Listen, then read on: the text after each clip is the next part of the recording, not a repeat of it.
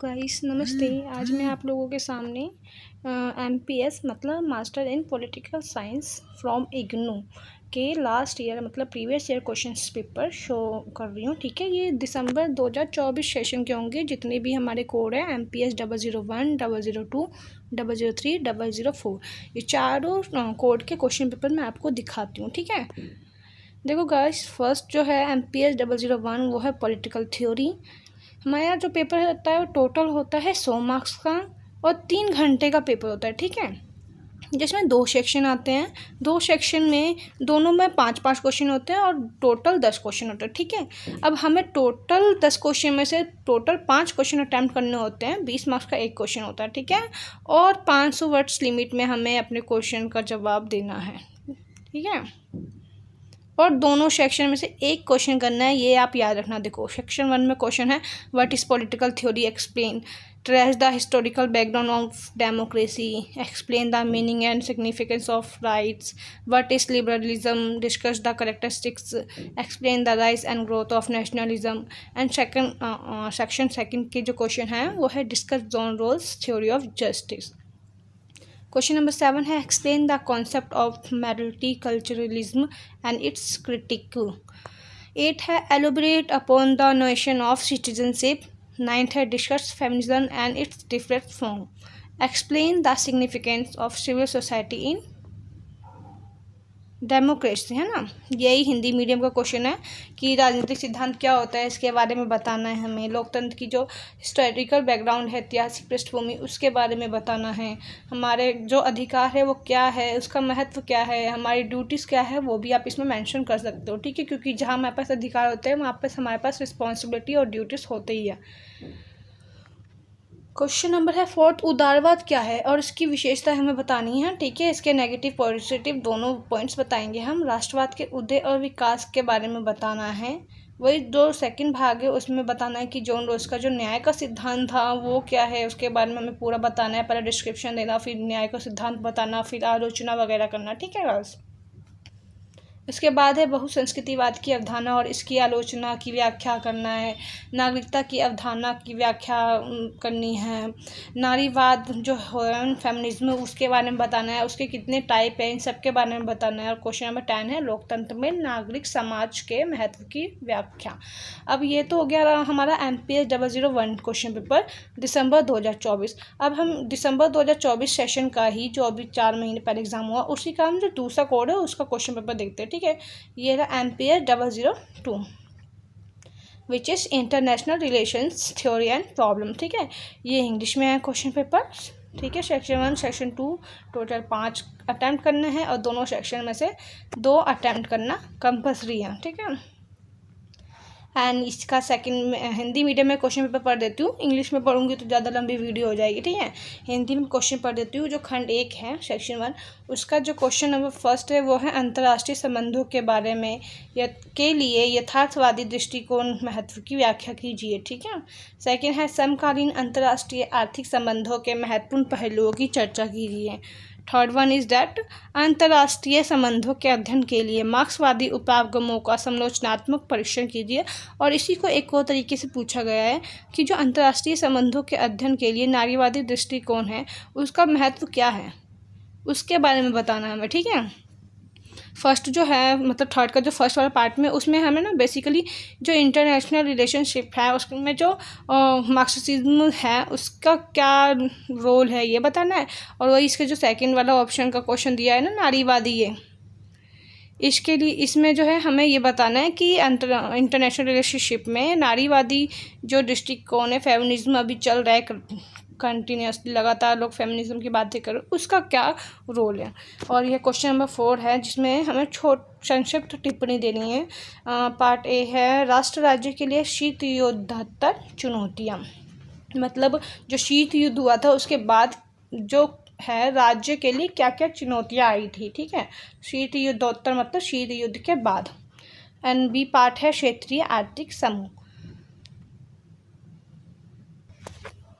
Question number 5 जो है वैश्विक व्यवस्था में भारत की प्रमुख चुनौतियों के बारे में पूछ रहा है हमसे। ठीक है, वही जो क्वेश्चन नंबर 6 है सेकंड खंड का, वो जो इंटरनेशनल रिलेशनशिप है उसमें आत्मनिर्भर की मतलब कि हमें इंडिपेंडेंट होना है, ज़्यादा चीज़ें बाहर से नहीं खरीदनी, बल्कि हम ऐसे बने कि हमें बाहर चीज़ें बेचनी है, उसके बारे में हमें बताना है, ठीक है। और क्वेश्चन नंबर 7 जो है वो आतंकवाद है। मतलब जो अभी चल रहा है, जैसे पाकिस्तान है जो आतंकवाद को बढ़ावा देता है, वैसे ही मतलब वर्ल्ड लेवल पर जो भी है आतंकवाद के खिलाफ क्या क्या लड़ाई हो रही है उसके बारे में हमें अपने पॉइंट बताने हैं, ठीक है। वही क्वेश्चन नंबर 8 पे जो है वो इंटरनेशनल लेवल पे हमें साइंस एंड टेक्नोलॉजी मतलब विज्ञान और प्रौद्योगिकी के क्या क्या फ़र्क हो रहे, कैसे इंडिया आगे बढ़ रहा है उसके बारे में बताना है। क्वेश्चन नंबर 9 में जो है ये धार्मिक आंदोलन जो हो रहे हैं, हिंसा भड़काई जा रही है, उसके बारे में बताना है। क्वेश्चन नंबर 10 में 2 पार्ट है, एक है वैश्विक स्तर पर असमानता और विश्व व्यवस्था में अमेरिकी भूमिका, ये बताना है, ठीक है। सेम हम क्वेश्चन अब जो है ये जो है गाइस, ये तो मैंने आपको बताया MPS 2 का क्वेश्चन पेपर, ठीक है। इंग्लिश में ये रहा, आप देख लेना पोस्ट करके। ये रहा, 1 मिनट के लिए मैं रोक देती हूँ, ये देखो, ठीक है। स्क्रीनशॉट लेना हो बाई चांस, ठीक है। अब हम इसी सब्जेक्ट का MPS 3 का क्वेश्चन पेपर देखेंगे 2024 सेशन दिसंबर का, ठीक है।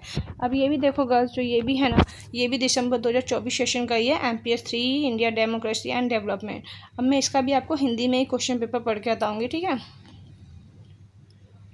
अभी जो है मैं जितने क्वेश्चन पेपर करवा रही हूँ ना, ये अभी जो करंटली एग्ज़ाम हुआ है दिसंबर 2024 में, उस दिसंबर वाले एग्ज़ाम PYQ के बारे में मैं बता रही हूँ, ठीक है। इसमें जो क्वेश्चन है फर्स्ट, ये देखो, राष्ट्रीय आंदोलन में समाजवादी चिंतन के विकास का आलोचनात्मक, मतलब हमें सकारात्मक चीज़ें और नकारात्मक चीज़ें दोनों बतानी है, ठीक है।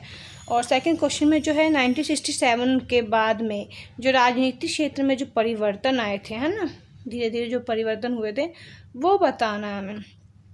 क्वेश्चन नंबर 3 देखो, विकास की राजनीति अर्थव्यवस्था के मुख्य सिद्धांत बताने हैं। चौथे में जो है 2 पार्ट है, जिसमें सुशासन में लोकतंत्र के बारे में बताना है, और वही भारत में जो जाति असमानता चलती है, जाति के नाम पे भेदभाव चलता है, उसके बारे में बताना है। क्वेश्चन नंबर जो 5 है वो है कि समय की आवश्यकता के रूप में सतत विकास के सिद्धांतों की मूल्यांकन कीजिए। कि मतलब जैसे अब हमें पता है कि पेट्रोल वगैरह या कुछ चीज़ें हैं जो लिमिटेड है, उनको बनने में भी टाइम लग जाता है, तो हमें समय के हिसाब से चलना है और इस ऐसी हर चीज़ का ऐसे यूज़ करना है ना कि वो आने वाले जनरेशन के लिए भी बच सके, है ना। क्वेश्चन नंबर जो 6 है वो देखो, वो है गरीबी उन्मूलन के कार्यक्रम का विश्लेषण कीजिए, जिसके अनुसार भारत को अपने लोगों के जीवन की गुणवत्ता में सुधार के लिए कदम उठाने चाहिए। क्वेश्चन नंबर 7 है, न्यायपालिका नागरिकों के अधिकारों और हितों की रक्षा के लिए सबसे प्रभावी अंग है। ये तो हमें पता है, तो किस तरह है उसके बारे में हमें बताना है। क्वेश्चन नंबर 8 इज दैट कि भारत में जो संघीय प्रणाली चल रहा है, फेडरलिज्म सिस्टम, उसके बारे में हमें बताना है। क्वेश्चन नंबर 9 में जो है 2 पार्ट है, दोनों के बारे में बताना है कि भारत में जो भी मानव विकास है वो किस तरह चल रहा है, पहचान की राजनीति कैसे अपना रूप ले रही है धीरे धीरे मानव। और जो क्वेश्चन नंबर 10 है वो मानव विकास के प्रति जो बेसिक चीज़ें हैं ना हमारी, उनके बारे में हमें बताना है ना। सेम अब ये तो हो गया 3 कोड नंबर, जो कि इंडिया डेमोक्रेसी एंड डेवलपमेंट था, ठीक है। अब मैं आपको 4th वाला बता देती हूँ, ठीक है। तो ये आ गया हमारे पास MPS 4।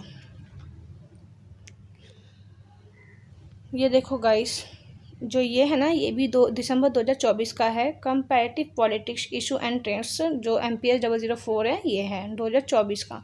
अब मैं इसका भी आपको हिंदी मीडियम बता देती हूँ, 1 मिनट इंग्लिश मीडियम में थोड़ा सा दिखा देती हूँ आपको। ये रहा इंग्लिश मीडियम का क्वेश्चन पेपर, ठीक है। मैं अगर इंग्लिश मीडियम भी पढ़ूँगी तो टाइम लग जाएगा ना, आप हिंदी मीडियम देख लिए। मैं हिंदी मीडियम पढ़ लेती हूँ और इंग्लिश थोड़ा सा स्लाइड कर देती हूँ, आप देख लीजिएगा, ठीक है।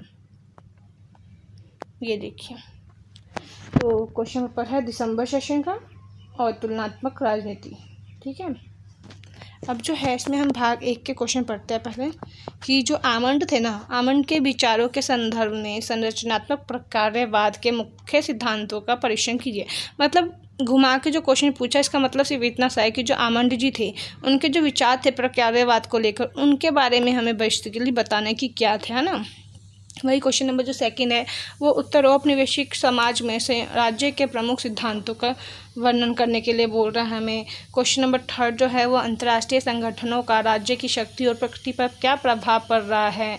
मतलब जो WTO है, WHO है, ये अंतर्राष्ट्रीय संगठन है, इसके हमारे मतलब हर अलग अलग कंट्री की शक्तियों पर क्या फ़र्क पड़ रहा है, ये सारी चीज़ें बतानी है हमें, है ना। और क्वेश्चन नंबर 4, राज्यवाद के अध्ययन के उदारवादी और मार्क्सवादी, मतलब बेसिकली हमें यहाँ पे उदारवाद और मार्क्सवाद को बताना है कि हम राज्य के लिए जो राज्य के पढ़ाई, मतलब जो इंडिया है वो एक राज्य है, ठीक है। राष्ट्रवाद हम अपने देश के लिए उदारवाद और मार्क्सवाद जो थ्योरी है उसको हम किस तरीके से लेते हैं, कैसे पढ़ते हैं, बताना है। क्वेश्चन नंबर 5 जो है कि वो जो अभी उपनिवेश विरोधी संघर्ष चल रहा था उसमें धर्म की भूमिका का क्या रोल था, वही हमें आलोचना उसकी करके बतानी है। क्वेश्चन नंबर 6 है राष्ट्रीय और अंतर्राष्ट्रीय स्तर पर समुदाय की पहचान और राजनीति की प्रकृति और पैटर्न को संभावित कर रही है। क्वेश्चन नंबर 7 है महिलाओं और विकास पर प्रमुख नारीवादी दृष्टिकोणों का वर्णन कीजिए और वह उनका आकलन कीजिए। तो वही क्वेश्चन नंबर 8 जो है जो हित समूह है उसके बारे में आप क्या समझते हो, और जो दबाव समूह है उसके बारे में क्या समझते हो, और क्या ये दोनों अलग है, अगर अलग है तो कैसे है, ये बताना है। क्वेश्चन नंबर 9 जो है वो गरीबी और मानव विकास पर वैश्वीकरण के प्रभावों के बारे में बताने के लिए बोल रही है। समालोचनात्मक मतलब अच्छे पॉइंट्स भी बताने हैं हमें इसमें। वही जो क्वेश्चन नंबर 10 है वो है कि डिसेंट्रलाइजेशन जो चल रहा है ना, विकेंद्रीकरण और भागीदारी की प्रक्रिया है, ये लोकतंत्र में अपनी जो महत्वपूर्ण भूमिका है वो कैसे निभा रहे उसके बारे में हमें बताना है, ठीक है। और ये है इसी का इंग्लिश मीडियम में, ठीक है। तो गाइस जो भी हैं, गर्ल्स बॉयज़, ये जो है MA पॉलिटिकल साइंस का था, क्वेश्चन पेपर था, ठीक है। और दिसंबर 2024 सेशन का PYQ था। तो ये आपके लिए थोड़ा सा, जैसे अभी तो लास्ट मोमेंट पे जो भी स्टूडेंट पढ़ रहे हैं सिर्फ पास होने के लिए, तो वो ज़्यादातर PYQ के थ्रू पढ़ रहे हैं तो सही रहेगा, क्योंकि PYQ के थ्रू हमें आइडिया हो जाता है कि कौन सा क्वेश्चन पेपर क्वेश्चन ज़्यादा इम्पोर्टेंट है ना।